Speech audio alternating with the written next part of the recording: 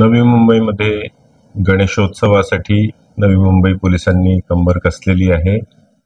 मोठ्या प्रमाणात पोलीस बंदोबस्त तैनात राहिला।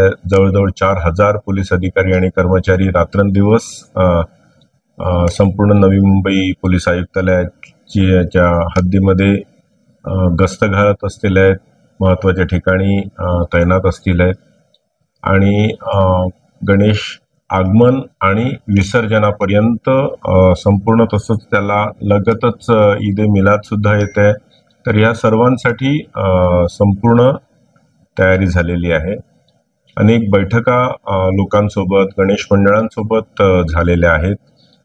सुरक्षेच्या सूचना त्यांना सांगितलेल्या आहेत, जेणेकरून जास्तीत जास्त भाविकांनी गणेशोत्सवाचा आनंद घ्यावा, पण तो महिलांसाठी आणि इतर समाजातील सर्वच घटकांसाठी सुरक्षित सुद्धा राहावा, यासाठी सुद्धा पोलीस तैनात असतील आहेत।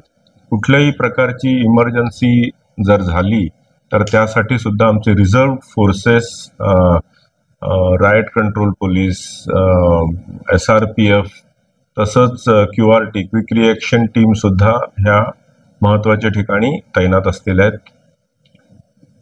ट्रॅफिकचं नियोजन इतर रोड युजर्ससाठी, कारण आपला हद्दीतून मुंबई पुणे मोठा हायवे जातो आणि इतरही महत्त्वाचे पाम बीच आणि इतर रोड्स आहेत, तसंच उरणची मोठी JNPT वरून येणारी मोठी मालवाहतूक असते।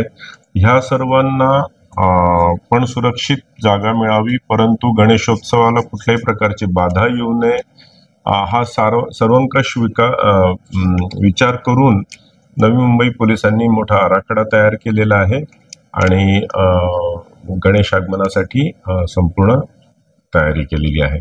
सर्व नागरिकांना नवी मुंबई पोलीस आयुक्तालयातर्फे विनंती राहील की आपण हा गणेशोत्सव मोठ्या उत्साहात साजरा करूयात, परंतु हा उत्सव साजरा करत असताना सुरक्षेचंही आपण भान ठेवूयात। सर्वांना गणेशोत्सवाच्या खूप खूप शुभेच्छा।